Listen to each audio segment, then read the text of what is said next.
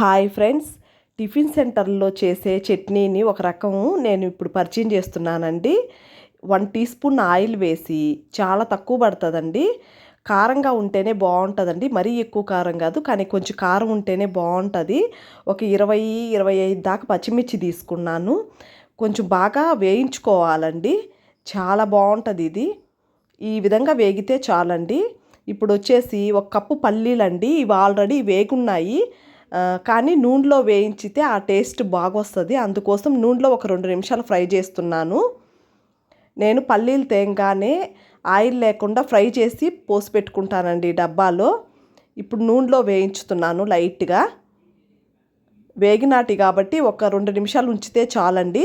టమాటా ముక్కలండి, టమాటా పడితే చాలా బాగుంటుందండి. పులుపు అసలు టమాటా పడ్డట్టు టేస్టే తెలియదు, కానీ చాలా బాగుంటుంది. కల్లుప్పు యాడ్ చేశాను సరిపడా. కొంచెం మగ్గితే చాలండి. టమాటా ముక్కలన్నీ మూతబెట్టి ఒక 2 నిమిషాలు బాగా మగ్గనిస్తే సరిపోతుంది. చిన్న నిమ్మకాయ సైజ్ అంత చింతపండు, టమాటాలు వేస్తున్నాం కాబట్టి తక్కువ చింతపండు వేస్తే చాలండి. దీనికి కొంచెం కారంగా ఉంటేనే బాగుంటుంది. మగ్గుతుందండి బాగా. మూతబెట్టేసి ఆ వేడి మీద ఒక 10 వెల్లుల్లి వేస్తున్నాను. ఇప్పుడు ఇదంతా చల్లారిన తర్వాత మనం మిక్సీ వేసుకోవడమే. ఇప్పుడు మనం మిక్సీ వేసుకున్నామండి. బాగా మెత్తంగా మిక్సీ వేయాలి. ఇది పునుగుల్లోకి, దోశల్లోకి, ఇడ్లీలోకి అన్నిట్లోకి కాంబినేషన్ చాలా బాగుంటుందండి. మేము హైదరాబాద్లో ఉన్నప్పుడు మా ఇంటి పక్కన ఒక హోటల్ ఉండేదండి. ఆ హోటల్లో చట్నీ అండి ఇది, చాలా బాగుంటుంది. మేము చట్నీ కోసంగా ఆ హోటల్కి వెళ్ళేవాళ్ళు. ఆవాలు, జీలకర్ర, మినపప్పు, ఒక 2 ఎండుమిర్చి, మంచి సువాసన వస్తుందండి. గుప్పెడు కరివేపాకు యాడ్ చేశాను. బాగా వేగనిచ్చిన తర్వాత చట్నీలో వేయడమే. కొంచెం ఈ చట్నీ గట్టిగా ఉంటేనే బాగుంటుంది. మంచి సువాసన ఉంటుందండి, చాలా బాగుంటుంది. పల్లీలు కదా, కొంచెం స్వీట్గా అనిపిస్తుంది. కొంచెం మనం పచ్చిమిర్చి వేసాం కాబట్టి కొంచెం కారంగా బాగుంటుందండి.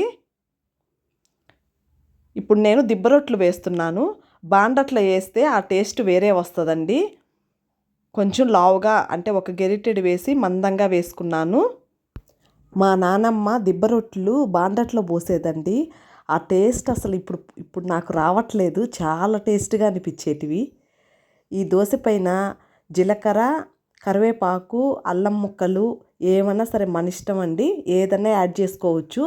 సిమ్లో పెట్టి మూత పెడితే ఆ దోశ పైన మొత్తం చిల్లులుగా హోల్స్గా వస్తుందండి. చాలా బాగుంటుంది టేస్టు. చూడండి, మొత్తం హోల్స్గా బాగా ఉడికిందనమాట. చాలా బాగా వస్తుందండి టేస్టు. అట్లా వచ్చిందంటే హోల్స్గా బాగా ఉడికినట్టు లెక్క. చాలా బాగుంటుందండి. ఈ దిబ్బరొట్టులో కూడా ఆ చట్నీ కాంబినేషన్ చాలా బాగుంటుంది. మనం రొటీన్గా కాకుండా చట్నీని మారుస్తూ ఉంటే రోజు అయినా సరే ఇడ్లీ, దోశలు ఇట్లాంటివన్నీ తినొచ్చండి, మనకు బోర్ కొట్టదు. మనం మెయిన్ చట్నీలు మారుస్తూ ఉండాలి, ఎప్పుడూ రొటీన్గా కాకుండా కొంచెం అప్పుడప్పుడు కొంచెం డిఫరెంట్గా చేస్తే చాలా బాగుంటుంది. పిల్లలు కానీ అందరూ బోర్ కొట్టకుండా ఇష్టంగా తింటారు. ఈ చట్నీని మీరందరూ కూడా ట్రై చేసి చూడండి, చాలా బాగుంటుంది. తక్కువ ఐటమ్స్తో చాలా బాగుంటుందండి. దోశలు వేస్తూ ఉంటే కూడా మంచి సువాసన వస్తుందండి. అల్లం ముక్కలు, పచ్చిమిర్చి, కరివేపాకు, ఆనియన్స్, మంచి సువాసన వస్తుంది. మా పిల్లలకి చట్నీలు వెరైటీస్ కావాలండి, రొటీన్గా కాకుండా. కానీ పల్లీలు వాడాలి, ఎక్కువ ఇష్టం వాళ్ళకి. అందుకని ఆల్మోస్ట్ నేను పల్లీలతో కొంచెం డిఫరెంట్గా ట్రై చేస్తుంటాను. చాలా బాగుంటుందండి.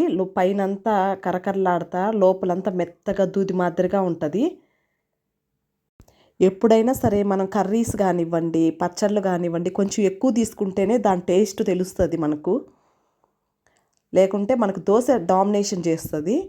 మనం పచ్చళ్ళు ఎప్పుడైనా సరే, పచ్చళ్ళే కాదండి, కర్రీస్ కూడా కొంచెం ఎక్కువ తీసుకుంటేనే దాని టేస్టు. చాలా బాగుందండి, చాలా టేస్టీగా ఉంది. మీకు అందరికీ కూడా చూడండి, దోశ కూడా ఎంత బాగా వచ్చిందో దిబ్బరొట్టె. లోపలంతా మెత్తగా పొరలుగా ఉంది.